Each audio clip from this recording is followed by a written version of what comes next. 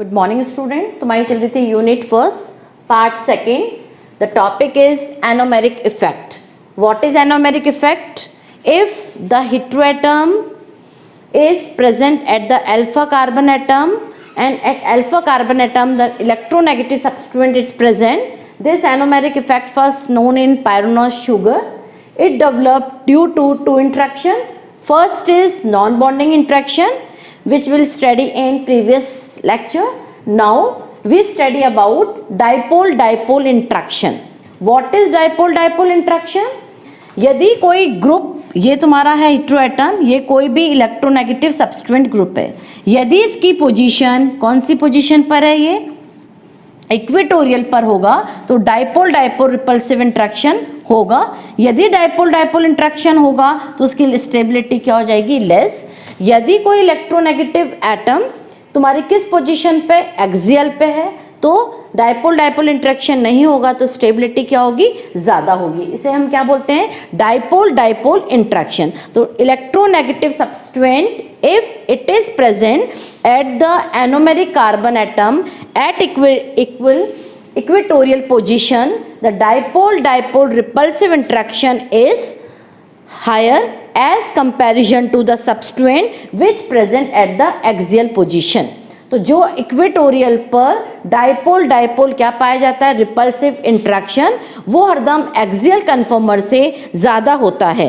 इसलिए dipole dipole repulsive interaction को minimise करने के लिए हम एनोमेरिक कार्बन एटम पर कोई भी इलेक्ट्रोनेगेटिव सब्स्टिट्यूएंट एक्सियल पोजीशन पे पुट कर सकते हैं. इस डाइपोल डाइपोल रिपल्सिव को मिनिमाइज करने के लिए हम एनोमेरिक कार्बन एटम पर कोई भी इलेक्ट्रोनेगेटिव ग्रुप किस पोजीशन पे प्रेजेंट कर देते हैं? एक्सियल पोजीशन पे. उससे उसकी स्टेबिलिटी बढ़ जाती है. तो ये क्या होगा तुम्हारा? Less stable. ये तुम्हारा क्या होगा? मोर स्टेबल, क्योंकि इसमें सब्स्टिट्यूएंट ग्रुप किस पोजीशन में प्रेजेंट हो गया? एक्सियल पोजीशन पे. तो ये थे the anomeric effect develop due to first interaction non bonding था. सेकंड कौन सा था? Dipole dipole interaction. दोनों की यदि नेचर सेम होगी तो उसमें क्या नेचर होगी? रिपल्सिव. उस रिपल्सिव को कम करने के लिए एनोमेरिक कार्बन एटम पे हमने क्या जोड़ दिया? कोई भी, ये एनोमेरिक कार्बन एटम है, इस पे इलेक्ट्रोनेगेटिव सब्स्टिट्यूएंट किस पोजीशन पे जोड़ा? एक्सियल पे. जिसके कारण उसकी क्या कम हो गई? स्टेबिलिटी ज्यादा हो गई. इसकी क्या हो गई? कम हो गई. तो ये था तुम्हारा एनोमेरिक इफेक्ट डेवलप के दो इंट्रैक्शन.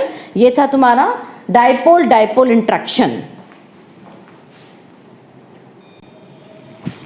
जब भी कोई electronegative substituent group equatorial position पर प्रेजेंट होता है तो वहां पर डाइपोल डाइपोल इंट्रैक्शन ज्यादा होगा. इससे जो इलेक्ट्रोनेगेटिव ग्रुप इक्वेटोरियल पे पोजीशन पे प्रेजेंट होगा वो तुम्हारा मॉलिक्यूल कैसा हो जाएगा? Unstable. While when the electronegative substituent group is present on the axial position, the dipole-dipole interaction is less. So the electronegative group present on the axial is stable compound. तो जब कोई electronegative group axial पे present होता है तो उसकी stability ज़्यादा होती है क्योंकि उसमें डाइपोल डाइपोल इंट्रैक्शन कम होता है. जबकि इक्वेटोरियल पे प्रेजेंट होगा तो क्या होगा? उसमें डाइपोल डाइपोल इंट्रैक्शन ज्यादा होगा तो उस ग्रुप की स्टेबिलिटी क्या होगी? कम. तो इसलिए जो इलेक्ट्रोनेगेटिव ग्रुप एक्सियल पोजीशन पे प्रेजेंट होता है it is more stable than the equatorial position. Why? Because in axial the dipole dipole interaction is minimize while in equatorial the dipole dipole interaction is maximize. Next topic is factor affecting anomeric effect. First effect is effect of substituent. Second is solvent effect. Third is effect of heteroatom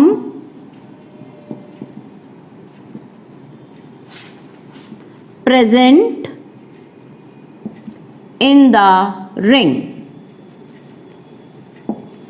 First, we study the effect of substituent anomeric effect का magnitude electronegative substituent पर depend करता है, मतलब electron withdrawing nature पर depend करता है। जितनी ज्यादा इलेक्ट्रॉन विड्रॉइंग नेचर ज्यादा होगी, एनोमेरिक इफेक्ट की मैग्नीट्यूड उतना ही ज्यादा होगा और वो एक्सियल कन्फर्मर्स को ही क्या करता है, स्टेबल करता है। तो एनोमेरिक इफेक्ट का मैग्नीट्यूड किस पे डिपेंड करता है, इफेक्ट ऑफ इलेक्ट्रोनेगेटिव सब्स्टिट्यूएंट पर। इलेक्ट्रोनेगेटिव सब्स्टिट्यूएंट की इलेक्ट्रॉन विड्रॉइंग नेचर जितनी ज्यादा होगी उसमें एनोमेरिक इफेक्ट उतना ही ज्यादा पाया जाएगा और जो एक्सियल कन्फर्मर्स हैं वो भी कंपैरेटिवली मोर स्टेबल होंगे। तो सबसे ज्यादा order of electron withdrawing nature of electronegative substituent सबसे ज्यादा किसकी होगी, NO2, उसके बाद OR और उसके बाद OH। It is all about the effect of substituent. Second one is solvent effect. We know two type of solvent are present. First is polar solvent, second is non-polar solvent. Polar solvent in which the dielectric constant is maximum. For example, H2O, the dielectric constant is 80. While non-polar solvent in which their dielectric constant is minimum, and polar solvent in which there is difference in their electronegativity, while in non-polar solvent their electronegativity is same.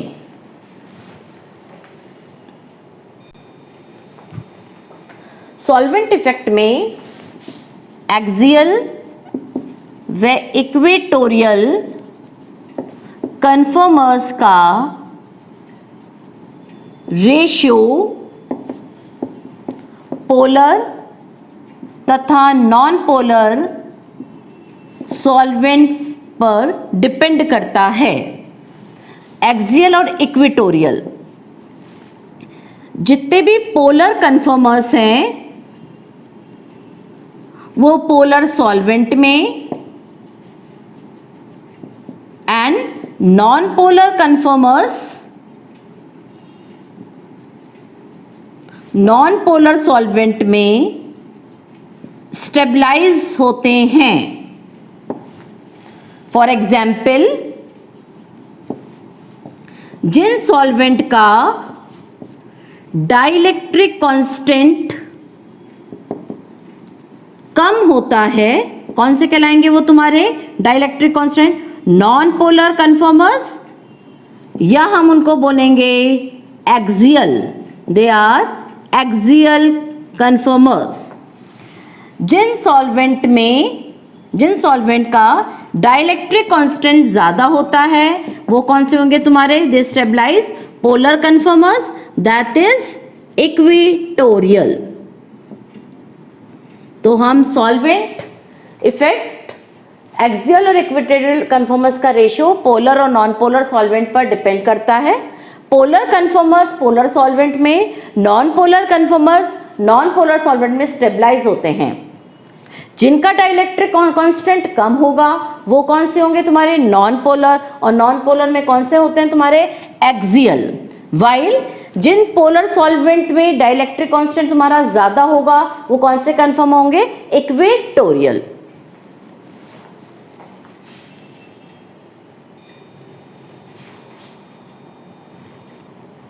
Students, हमारा topic चल रहा था consequences of anomeric effect. Second one is chemical reactivity. In anomeric effect, the chemical reactivities depend upon the bond between C and X. C क्या है तुम्हारा, anomeric carbon atom, X is electronegative substituent. यदि CX bond की week ज़्यादा क्या होगा, कमज़ोर होगा, जितना ज़्यादा कमज़ोर होगा उसकी बॉन्ड स्ट्रेंथ उतनी ही कम होगी। यदि उसकी बॉन्ड स्ट्रेंथ कम होगी तो उसकी रिएक्टिविटी ज़्यादा होगी। तो रिएक्टिविटी किस पर डिपेंड कर रही है, वीकनिंग ऑफ ए बॉन्ड। कौन सा वीक बॉन्ड है तुम्हारा, CX का, इसलिए जो एक्सियल कन्फर्मर है it is more reactive than the equatorial कन्फर्मर। तो ये था तुम्हारा फर्स्ट कॉन्सिक्वेंस था। Second is chemical reactivity, third one is reverse anomeric effect. Third is reverse anomeric effect. Third one is reverse anomeric effect. Reverse anomeric effect इसे कहते हैं। Reverse anomeric effect में electronegative substituent group जो anomeric carbon atom पे present होता है उसकी position क्या होते हैं, एक्सियल की तुलना में, एक्सियल पोजीशन की तुलना में वो इक्वेटोरियल को यदि ज़्यादा प्रेफरेंस देगा तो उसको हम बोलेंगे reverse anomeric effect. Anomeric carbon atom पे प्रेजेंट यदि इलेक्ट्रोनेगेटिव सब्स्टिट्यूएंट एक्सियल पोजीशन की तुलना में यदि इक्वेटोरियल पोजीशन को ज़्यादा प्रेफरेंस देते हैं, किसको, इक्वेटोरियल पोजीशन को यदि वो ज़्यादा प्रेफरेंस देंगे तो हम उसको बोलेंगे reverse anomeric effect. Reverse anomeric effect कैसे बना, जब एनोमेरिक इफेक्ट में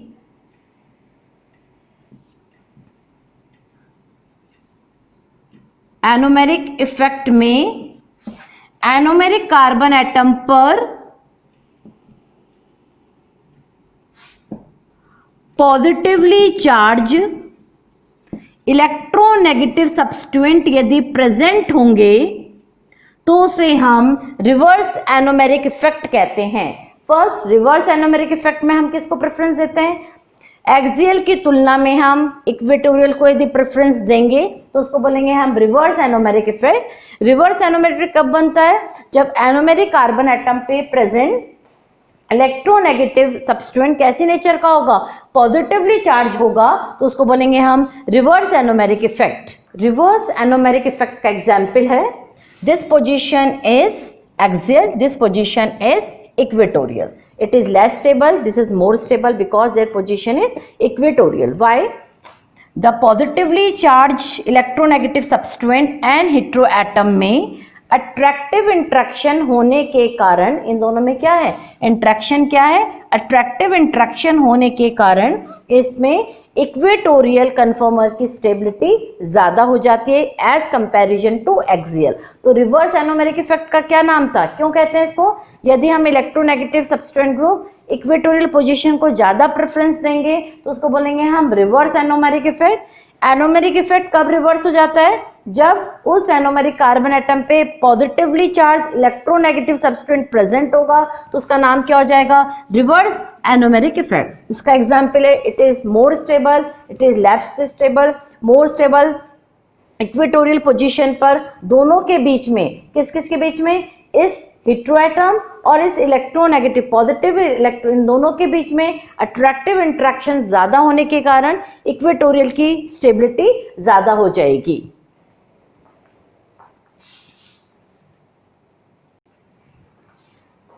fourth one is double anomeric effect.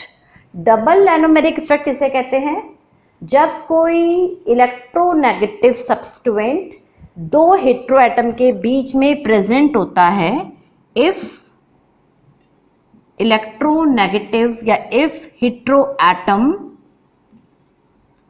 Is present between two substituent, then it is called as double anomeric effect. Double anomeric effect.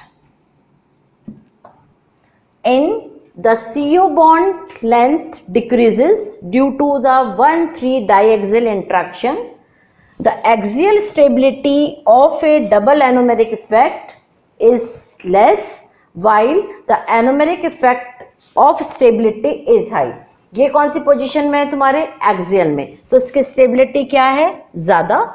जबकि जो अपना इक्वेटोरियल पर है उसकी स्टेबिलिटी क्या है? लेस। इसके कारण CO की बॉन्ड लेंथ क्या हो गई? कम। इसको क्या बोलेंगे हम? 1,3 diaxial interaction. Axial double anomeric effect के कारण एक्सियल की स्टेबिलिटी क्या होती है? एनोमेरिक इफेक्ट की तुलना में कम होती है, जबकि एनोमेरिक इफेक्ट की स्टेबिलिटी ज़्यादा होती है। तो डबल एनोमेरिक इफेक्ट में जो भी इलेक्ट्रोनेगेटिव एटम है, कौन कौन से हैं इसमें? अपने दो कौन कौन से लिए तुमने? दो तो क्या होने चाहिए? इलेक्ट्रोनेगेटिव सब्सटेंट। एक होना चाहिए हेटेरो एटम, तो उसको अपन क्या बोलेंगे? Double anomeric effect.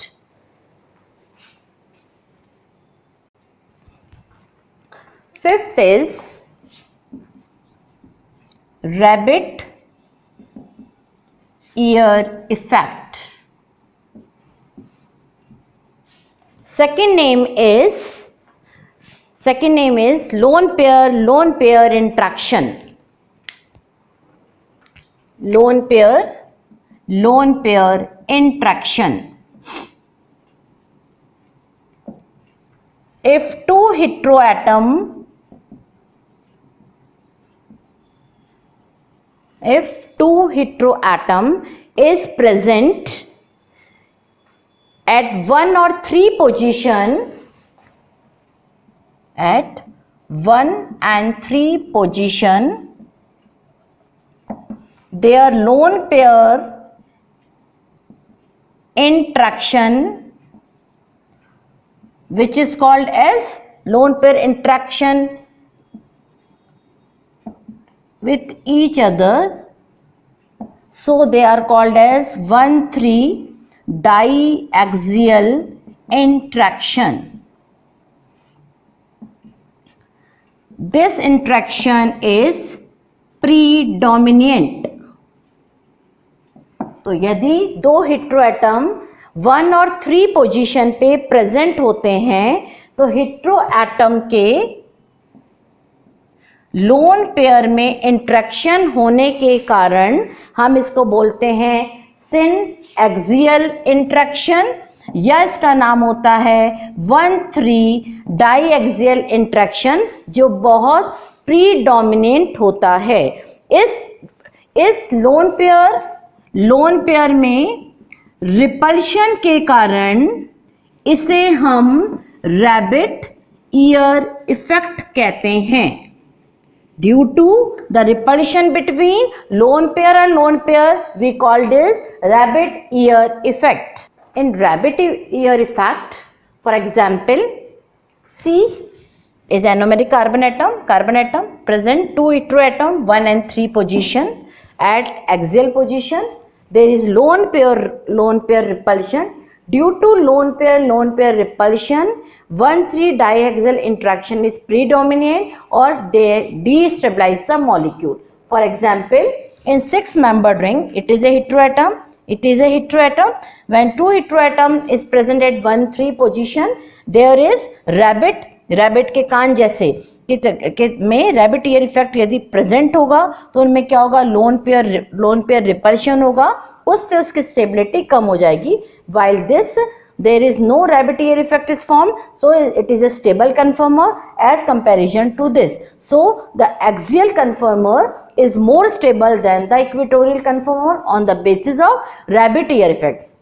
जिस कन्फर्मर्स में इक्वेटोरियल में रैबिट ईयर इफेक्ट होगा तो क्या होगा? हेटेरोएटम में, दोनों हेटेरोएटम में लोन पेयर रिपल्शन होगा।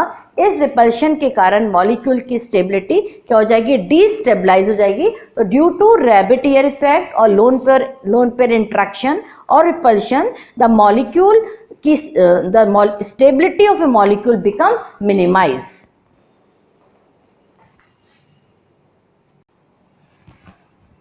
Sixth is hockey stick effect, दूसरा नाम repulsive gauge effect. In heterocyclic compound, if the heteroatom is present at 1,4 position and electronegative substituent present at alpha carbon atom, then they prefer the position equatorial. When they occupy the equatorial position, their stability is more. Second, due to the lone pair of electronegative substituent, and lone pair of heteroatom there is repulsion is present. Due to this repulsion effect, this effect is called as hockey stick effect. अब देखो इसमें ये एक तुम्हारा क्या है, heteroatom, ये भी एक हेटेरोएटम है, इन दोनों के बीच में लोन पेयर में इंट्रैक्शन होने के कारण इसको क्या बोलेंगे हम, हॉकी स्टिक इफेक्ट या रिपल्सिव इफेक्ट। यदि इनमें रिपल्शन होगा तो अपने आप इस कंपाउंड की स्टेबिलिटी क्या हो जाएगी, कम। जो भी magnitude of A hockey stick effect is depend upon the size of heteroatom. When the magnitude is increases while the size of heteroatom increases. जैसे जैसे heteroatom का साइज बढ़ेगा रैबिट हॉकी स्टिक इफेक्ट का भी इफेक्ट बढ़ता जाता है। In 1,4-dioxane the electronegative substituent present at alpha carbon atom prefer axial position as compared to equatorial position. जितने भी 1, 2, 3, 4 1,4-डायोक्सेन में एक्सियल पोजीशन को इलेक्ट्रोनेगेटिव ग्रुप प्रेफरेंस देगा as comparison to equatorial, but the size of oxygen is less than the size of a sulphur. ये compound more stable क्यों है, क्योंकि इसमें क्या है, लेस हॉकी स्टिक इफेक्ट है, इसलिए कंपाउंड मोर स्टेबल है। ऐसे ही इसमें और इसमें कौन सा इफेक्ट है, हॉकी स्टिक इफेक्ट होने के कारण। किसे बोलते हैं हॉकी स्टिक इफेक्ट, जब कोई हेटेरोएटम 1, 2, 1 और 4 पोजीशन पे प्रेजेंट होता है तथा तुम्हारा electronegative substituent alpha carbon atom पे प्रेजेंट होगा 1, 2, 3, 4, तो उन दोनों के लोन पेयर किस किस के, इलेक्ट्रोनेगेटिव सब्स्टिट्यूएंट के और हेटेरोएटम के, दोनों के लोन पेयर में जो इंट्रैक्शन होगा तो उसको बोलेंगे हम रिपल्सिव गॉच इफेक्ट या हॉकी स्टिक। दोनों के बीच में हॉकी स्टिक होगा की तरह दिखेंगे तो उनके हॉकी स्टिक इफेक्ट, उससे उसकी स्टेबिलिटी कम हो जाएगी। किसको प्रेफरेंस देता है ज्यादातर, वो इक्वेटोरियल को। जैसे जैसे हेटेरोएटम का साइज बढ़ता है हॉकी स्टिक का भी मैग्नीट्यूड बढ़ता जाता है। 1,4-डायोक्सेन में यदि electronegative substituent alpha carbon atom पे प्रेजेंट है, they prefer the axial position as compare to the equatorial position, but the size of oxygen is less than the size of sulphur. This compound is more stable because there is more stability due to anomero effect, but increase या decrease in the hockey stick effect, so it is a more stable. In this compound it is less stable, like it is more stable due to the less hockey stick effect is present. So this is all about the consequences of anomeric effect.